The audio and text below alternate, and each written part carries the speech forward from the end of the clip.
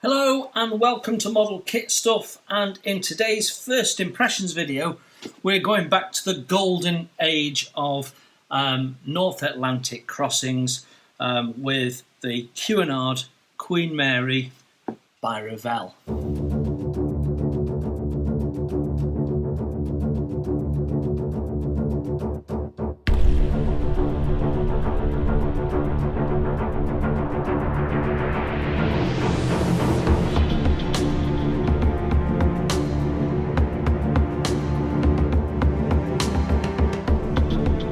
This is the 1982 rebox of this kit. Now, if you have any of the boxings after 1982, the kit inside will be exactly the same as this.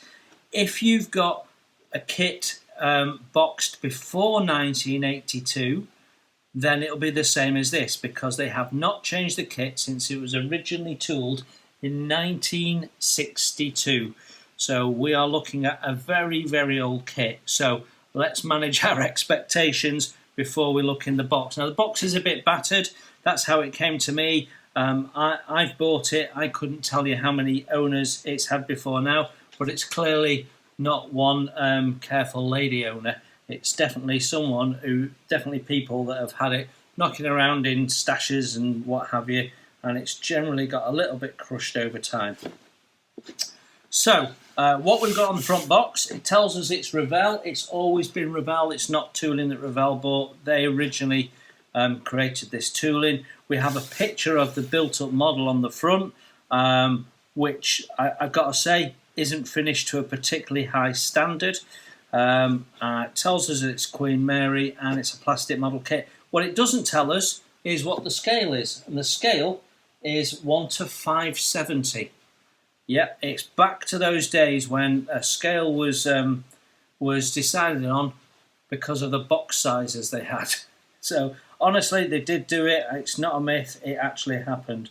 Now, if we look on this side, we can see we've got some close-up shots of the model. Look at the poor painting of that funnel. Dreadful. It tells you that it's got 24 lifeboats, which is good because a different number would be wrong. And it tells us that it's got decals and flags included. We have a bit of history, the picture again, and a bit of history about the Queen Mary on that side, and on the ends, just the box art. So, as we're at the history, let's quickly run through Queen Mary. Okay, so the Queen Mary was built to operate in conjunction with the Queen Elizabeth. The idea being that there would be two ships constantly crossing the North Atlantic, giving what Cunard referred to as an express service. And at that time, you had Germany and France and Italy all vying for those services. So collectively, that was the golden age of North Atlantic travel. Now, she was launched in 1936, took the blue ribbon the August of that year. She lost it the following year to the French SS Normandy, only to take it back the year after, and then she held on to it until 1952, when the SS United States finally took it off her and retained it to this day. During the Second World War, she served as a troop ship so did that job really well. And then after the Second World War, was converted back into a passenger liner and continued to do the transatlantic crossings with the Queen Elizabeth as originally intended. Then, as we get into the 1950s and the dawn of jet flight, Queen Mary started to decline in profitability for Cunard. She was also starting to age, and eventually she was sold off to be used as a hotel at Long Beach in the USA, which is where she currently still is. From 1967 till the current day, she's been at Long Beach. She's now preserved as a hotel and has historic hotel status, but she's swapped hands several times, gone through quite a bit of neglect. It's a very expensive piece of kit to maintain because she's still afloat, she's still in the water. I mean, they put some submarine in front of her, which sort of spoils the view, and that submarine's been left to rot. And despite the fact that she's preserved as a historical monument, just this year in 2022, they've scrapped some of the lifeboats. So for me, the Queen Mary still is in peril. But there you have it. That was the Queen Mary, a beautiful ship. The last serious North Atlantic crossing ship that took mail and got people across the North Atlantic because of need rather than because of a want to cross in style. When the Queen Elizabeth II comes into service, it sort of changes for me, the North Atlantic crossings. It goes from crossing because you've got to, with speed and with style, to just crossing with style. There's a difference in there because if you need to get across the North Atlantic with speed, you go by air. Right then, let's transport ourselves back to 1962 and have a look at what's in the box. So our instruction sheet, which says copyright 1983 on it, interestingly, is a black and white gatefold, multi-page but not stapled together affair. At the top we have some little tips on following the assembly instructions carefully. We've got a key there with glue, don't glue, do multiples, options, apply decals, and then we have a list of paints needed. So what have we got? 2, 4, 6, 8 different paints required there. So that's our front page covered off. If we open it up, I'll take those out and we'll look at those in a sec. We then have a sprue map, which seems to actually incorporate the painting instructions as we look at it.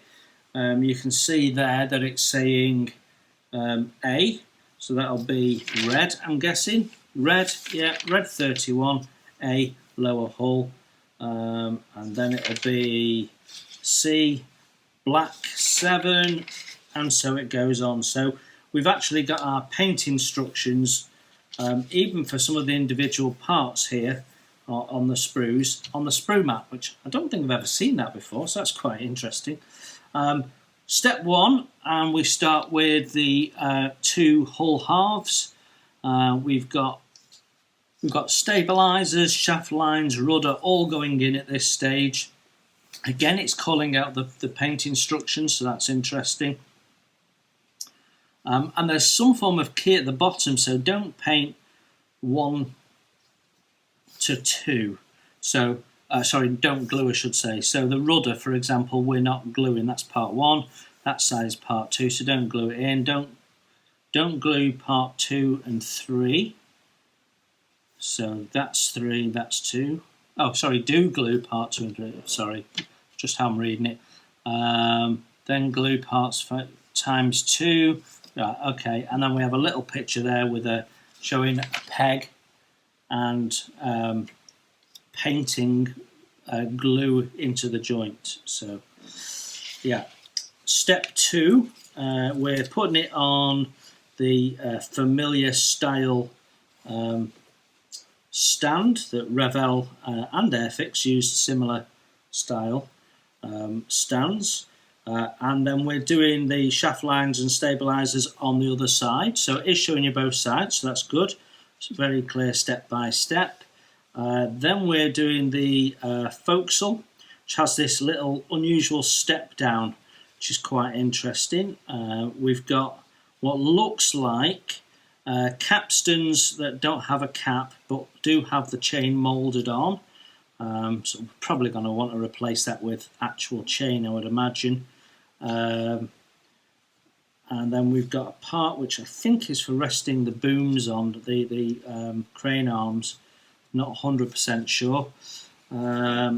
We're then adding that in, and it looks to me from the instructions that the railings are already moulded in, so we'll have to take a closer look at that. That worries me right from the off. Then we have what looks to me like the stern deck, and we're putting all sorts of fittings on there, so capstans and some supports of some type. And we've got paint counter call-outs. What's that little star? Let me remind myself. Shown assembly. Right, okay. Not quite sure. Yeah, and then we seem to be doing one side and then the other side, so it's just more of the same. Step 7, and I thought it was stern section, but it's actually more of the.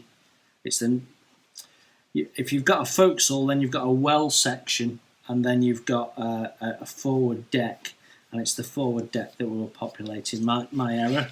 Then we're building up the bridge area. We've got the bridge wings there, little wing houses going on. More superstructure going in, putting in that bridge section. Then we're doing definitely the stern deck with the flag going in. We've got some skylights and what will be capstans of some type. And then we've got another deck going in as we install that. So we're building in the front decks, then the stern decks, and then I guess we'll have a centre section. And we've got the little raised deck area there that was common for pilots to be able to steer from the back of the ship if needs be. Then we're building up the centre section, which looks like it's a single piece, and then we put other pieces on. Lots of skylights at that point. We've got then we're installing that onto a deck. Got some ladders and bits and pieces there. And then step 15, we're installing that section of deck. Okay, all seems to be logical. Then step 16, we're putting in all the lifeboats and their davits. So it looks quite busy, but actually it's just the same repetitive. Then we're building up the vents ×4, the sort of boxy style by this time, and installing them in step 18, making some more in step 19 and installing them in 20 with some mushroom vents there as well by the looks of it. Then we come to build up the funnels. They're quite lumpy. Have to have a look at some reference pictures, but they look. I reckon that's oversized and needs a little bit of work. And I'm guessing that the caps might need a bit of work as well. But we've got 3 of those to make up. There's no guide ropes or anything like that, so a lot of reference material needs looking at so that we can get that looking right. They're quite a feature, the support guide ropes on these type of funnels, so you would want to include that with a bit of easy line if you can. 26, we've got the main mast, and then we're doing some more vents being installed. 28, building up the foremast with the sort of Y-shaped cranes and booms, which will rest on there, I was right, so the foremast. And then in step 30 we're doing decals and flags. We've got all sorts of options for flags, and there's a little couple of decals to go on the hull, which is nice, including depth markers, which is good, and tug notices and so on, and then a little nameplate for the stand. And that completes our build. So 30 steps, let's have a look at the flags and decals. So these decals are very, very yellow, very yellow. So don't know what we can do about that. I know that you can put them to UV and they go back to clear, but in this country we don't get enough UV to do that effectively, particularly when they're as bad as that. So and given that it's an unusual scale, it might be difficult to replace them. So we'll have to have a think about that come the time. The flags, however, well, they're just printed on paper, so they last and last and last, and they're great. We've got signal flags there, so we can dress the ship, various different destination flags. The print isn't brilliant. It's not all in register. Some of it goes outside the lines. It is what it is for 1962. Can't fault it. Well, these are the 1982 reprints. Right then, let's have a look at the two hull halves. Now these have already come off their sprue, so I don't have to worry about doing that bit. What we've got is we've got two hull halves, and actually this one has suffered some damage at some point. Nothing we can't sort. It's glue it back together, hold it in place, and it's back to where it was. But let's have a look along. We've got some openings there. I'm guessing it's like a sea chest or something there. We've got quite a lot of sink along the bottom. And then we've got a little bit of flash to deal with. The texturing of the upper part of the hull, though, is quite nice. We've got rivet detail, we've got the individual plate detail. What we've got is raised lines to denote the outside of the portholes and various different windows in there. So that's good as a guide if you want to open them up. They're quite small, but it would be doable. Material is not too thick. And they're not at all distorted as they go around the stern, so that's nice, because it's got quite a tight turn on that on the stern. Then all of these, well, you're either going to make the decision that you're building the kit from the box, in which case you're painting all those windows in, or you're going to try and open them up, which is going to be really difficult. Probably going to paint them in. Clearly we can clean those up and sort that out. But then here you've got railings, and along the top there, that's railing.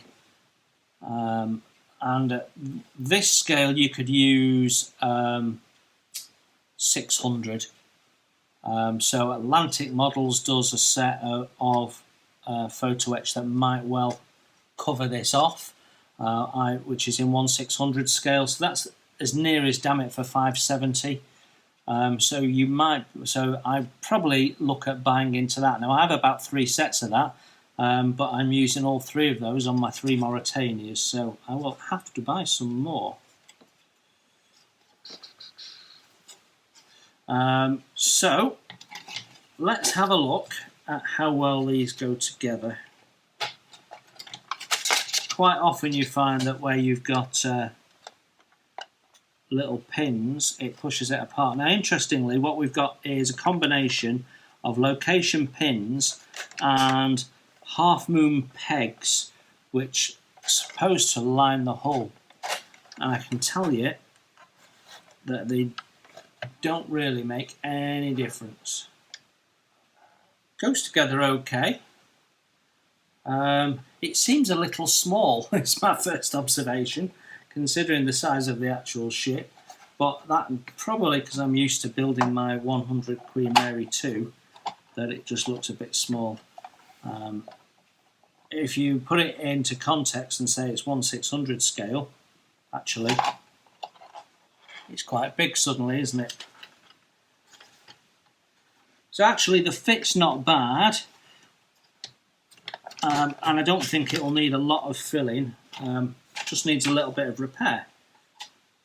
Shape seems to be basically right from what I can see, including the anchor hawse entry points. A lot of work to do on the underneath to get it all level and, you know, filling in sanding box, nothing major. So I am not too bothered about that. It's just dealing with the railings.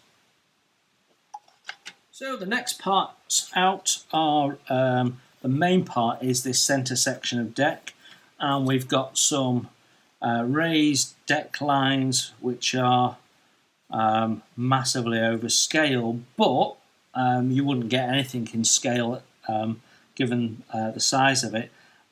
So it gives you an impression.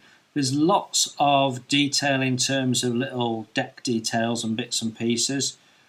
You've got lots of little railed off areas which are quite thick, so really they all want cutting away and replacing with photo etch railing. So there's a lot of railing to put on this, but actually cutting them away saves you quite a bit of clean-up time on the sides, because you know, your other option is to paint them white and then give them repeated washes, but it's just not going to look right.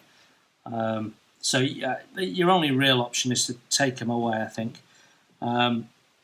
It's not too bad for sink. When you've got deck like this and you know there's no wood overlay and you know the kit's really old, the worry always is that you're going to have sink in the deck, and that causes all sorts of problems for you. But there is a little bit, but it's not massively noticeable. Then we've got the sort of the wings here. We've got ladders that for plastic aren't too bad, but I would want to try and replace them if possible with etch. I'm sure that's doable. Again, I go back to, if you use 1/600 etch, you'd get away with it on this. We've got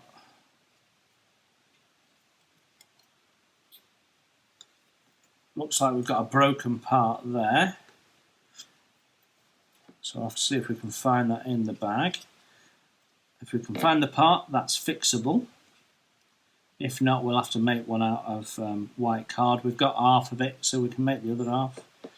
A bridge there. Again, a lot of this is just whipping the railings off and you're there.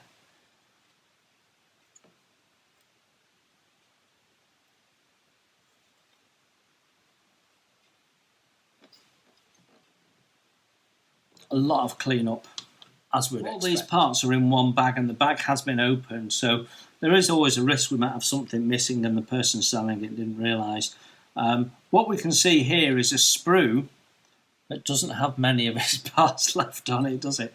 I mean, these are all davits, and to be honest, the davits are nicely done. You can clean up the ejector pin mark on the outside because it's raised, and that's not too bad.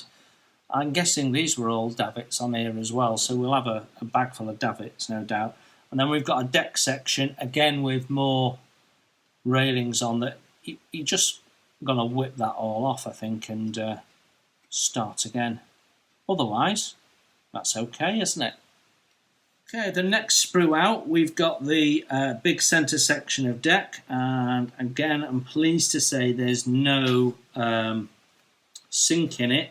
We have quite a few staircases. Now, I'd have to look at the actual ship. You might get away with those if they do have that solid sort of platform behind them. If they don't, they're all going to have to be whipped off and etch put on. There is no detail, however, along the bulkhead, so other than a few cut-out windows, there's no doors or anything. That can't be right. There must be doors, so there is some detail work needed. We do have some sink in the parts as well, so some filling is needed. So I'm imagining we are just taking that off, and I don't know what that is. The detail, it's either short sharp or the detail is amazing for 1962. Whatever that is, I am not sure. There's a lot of heavy seam on here. Then we've got the ventilators, and they're quite nicely done actually. There's a lot of sink in them. So again, a lot of filling and sanding. a lot of part preparation on this. The propellers themselves, not too bad, could be worse, so I'm not unduly worried about those. I do think they're over the rings around the funnel are oversized. I mean, I'm not even sure if they're painted on rather than raised, but would have to have a look. They could well be raised or representing handrails for maintenance and what have you. So we need to do some research on the funnels. And another sprue with this time a lot more of the davits on.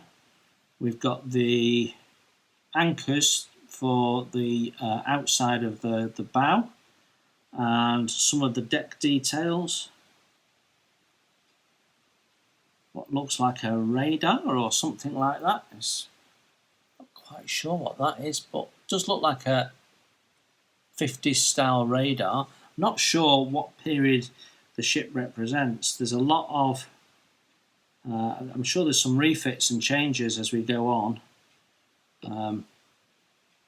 We've got a deck area there.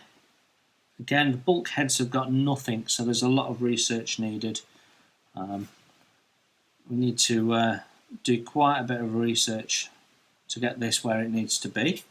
Then I've got 3 separate deck sections, which have all come off sprues, I'm sure. So we have the bow section, the forecastle. Again, look at the big wedge of a ladder. I'm absolutely sure that all wants cutting out and a proper ladder going into place.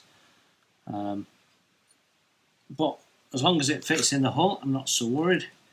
Then we've got the same again, more deck sections. Quite how they go together, I don't know. But all sorts of ladders that we can replace if we want. Some of them aren't too bad, as you can see. Some of them are pretty hefty and more railing to replace. We've got a sprue full of lifeboats, and there's a little bit of sink in them, but they're not too bad. We've got all sorts of vents and bits and pieces. The moulding's a little bit mismatched, so there's a lot of tidy up needed. There's our capstans and chains, which we want to just replace. Most of these are solid, but there are a few that are not, and they don't have ejector pins on the inside, so I'm quite happy with that. So yeah, we're losing bits all the time.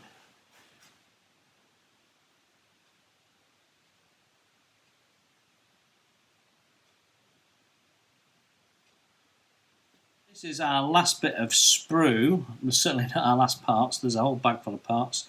Again, more davits. It's the main thing we're building. We've got the booms there, which look quite nice, and some other yards and bits that are hanging off. These are all our masts. Again, a lot of clean-up or maybe even replacement. And we've got a funnel cap there, which will need some holes drilling in. So 1 or 2 parts have come off the sprue. Lots and lots of these davits. So lots of davits have dropped off, and that's a testament to the toolmaker's art of making the sprue gates so thin that they aren't interfering with the part, and therefore over time they just get knocked off. And we've got 1 or 2 vents that have come off. Even bits of sprue that are broken away there, and I'm pleased to say we do have the other part of the docking deck. The third or fourth propeller.